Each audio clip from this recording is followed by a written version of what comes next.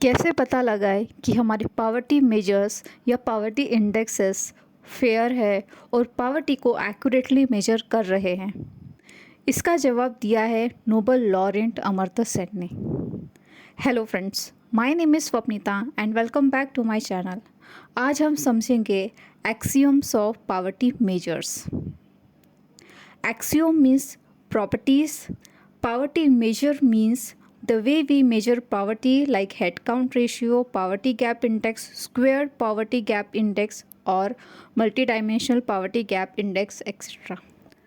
Nobel laureate Amartya Sen ने 5 एक्सियोम्स बताए गए हैं, 5 ऐसी डिज़ायरेबल प्रॉपर्टी जो किसी भी पावर्टी मेजर्स के पास होना बहुत ज़रूरी है।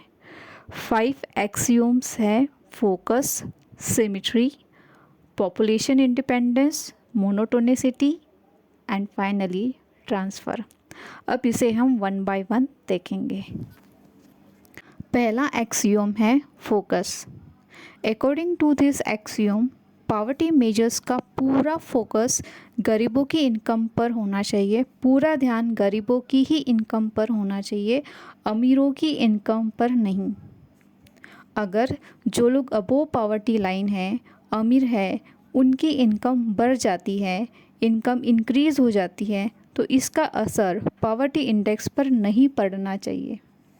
फॉर एग्ज़ाम्पल, सपोज़ करते हैं हमारे पास एक इंडेक्स है XYZ जो कि पावर्टी को 0 एंड 1 की रेंज में मेजर करता है। 0 means low poverty, 1 means high poverty. अभी इस इंडेक्स की वैल्यू है 0.4।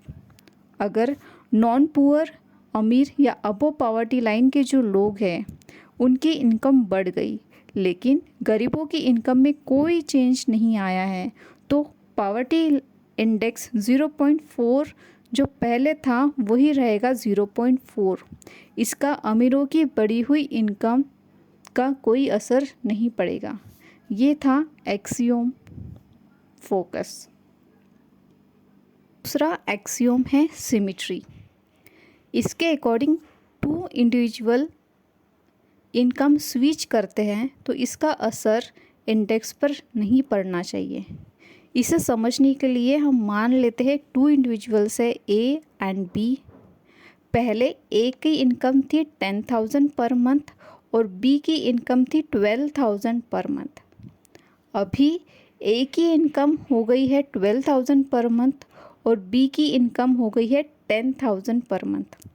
अगर ऐसा होता है तो पावर्टी इंडेक्स पर इसका कोई असर नहीं पड़ना चाहिए, क्योंकि पावर्टी मेजर का पूरा ध्यान ओवरऑल डिस्ट्रीब्यूशन ऑफ इनकम या रिसोर्सेज पे होता है, ना कि इंडिविजुअल की इनकम या रिसोर्सेज पे। दूसरा एग्जांपल है, सपोज़ पहले किसी रीजन में टोटल पॉपुलेशन थी 100, इसमें से 30 लोग पुअर थे। इट मीन्स 30% पुअर थे। अब टोटल पॉपुलेशन हो गई है 200, मतलब, और गरीब लोग अभी भी है 60।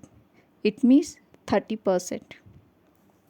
इसमें क्या हुआ है, पॉपुलेशन डबल हुई है पर प्रपोर्शन अभी भी सेम है, क्योंकि पुअर पहले भी 30% थे, अभी भी 30% ही है।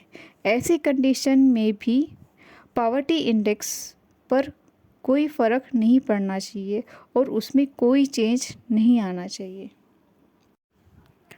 थर्ड एक्सियोम है पॉपुलेशन इंडिपेंडेंस।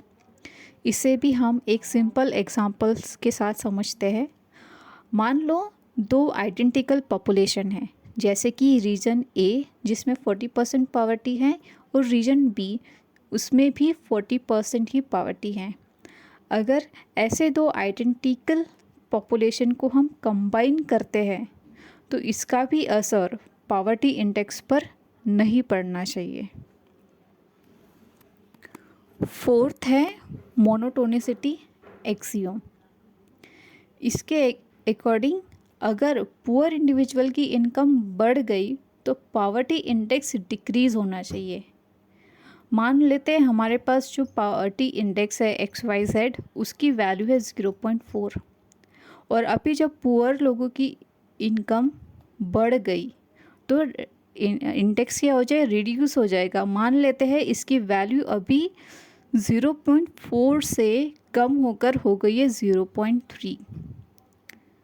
अभी मोनोटोनिसिटी में भी दो कंडीशन है, एक है स्ट्रॉन्ग और दूसरी है वीक। अभी स्ट्रॉन्ग में क्या हो रहा है, पुअर इंडिविजुअल की इनकम इंक्रीज हो गई और अब वह पुअर नहीं रहा, अभी वहाँ अबो पॉवर्टी लाइन है। ऐसी कंडीशन में अगर पॉवर्टी इंडेक्स डिक्रीज हो रहा है तो हम क्या कहेंगे, इसे स्ट्रॉन्ग मोनोटोनिसिटी कहेंगे। ठीक है, दूसरी कंडीशन देखते हैं, वीक मोनोटोनिसिटी। इसमें क्या हो रहा है, पुअर इंडिविजुअल की इनकम बढ़ रही है लेकिन अभी भी वह पॉवर्टी लाइन के बिलो ही है, अभी भी वह पुअर है और फिर भी पॉवर्टी इंडेक्स क्या हो रहा है, डिक्रीज हो रहा है, तो हम इसे कहेंगे मोनोटोनिसिटी। ठीक है, दोनों कंडीशन में पुअर की इनकम बढ़ रही है और पॉवर्टी इंडेक्स जो है वो डिक्रीज हो रहा है। फ़र्क कहाँ पड़ रहा है कि स्ट्रॉन्ग में पुअर अबो पॉवर्टी लाइन जा रहा है, वो अभी पुअर नहीं रहेगा। वीक में क्या हो रहा है, इनकम बढ़ने के बावजूद भी वह व्यक्ति पुअर ही रह रहा है लेकिन फिर भी उस जो इंडेक्स है वो डिक्रीज हो रहा है, तो वो हो जाएगा वीक मोनोटोनिसिटी। तो ये था फोर्थ एक्सियोम। लास्ट एक्सियोम है ट्रांसफ़र। इसके अकॉर्डिंग पुअर में भी जो इनइक्वालिटी होती है उसके प्रति भी पॉवर्टी इंडेक्स ने सेंसिटिव होना चाहिए। गरीबों में हर कोई एक जैसा गरीब नहीं होता है, कुछ लोग बहुत ज़्यादा गरीब होते हैं। ठीक है, तो सपोज़ करते हैं हमारे पास 2 इंडिविजुअल्स है, ए एंड बी।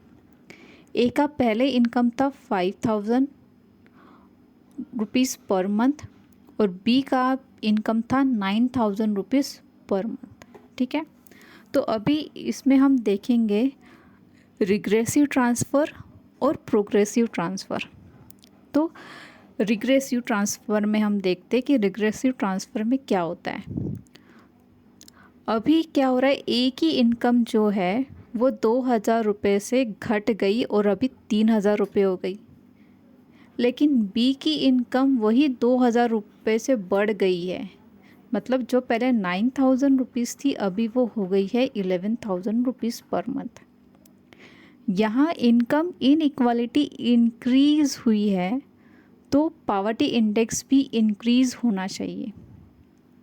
जैसे कि हमने पहले सपोज़ किया था कि हमारा पॉवर्टी इंडेक्स है 0.4, तो वो क्या हो जाएगा, बढ़ जाएगा और उसकी जो वैल्यू है सपोज़ करते हैं कि 0.4 से वो हो सकता है 0.5।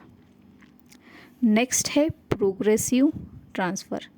प्रोग्रेसिव ट्रांसफ़र में क्या हो रहा है, ए की इनकम जो है वो 2000 से बढ़ गई 7000 हो गई, जो कि पहले थी 5000। और बी के साथ क्या हो रहा है, बी की इनकम घट गई 2000 से, पहले जहाँ 9000 थी अभी उसकी इनकम हो गई है 7000। यहाँ क्या हो गई, इनकम इनइक्वालिटी रिड्यूस हो गई है, तो यहाँ पे पॉवर्टी इंडेक्स भी क्या होना चाहिए, रिड्यूस होना चाहिए। सो ये था लास्ट एक्सियोम ट्रांसफ़र। इसमें हमने देखा रिग्रेसिव ट्रांसफ़र और प्रोग्रेसिव ट्रांसफ़र। सो ये वो सारी प्रॉपर्टीज़ थी, focus, symmetry, population independence, monotonicity and finally transfer, जो कि किसी भी पॉवर्टी इंडेक्स के पास होनी ही चाहिए, तभी वो पॉवर्टी को फेयरली मेजर कर पाएगा। Thank you.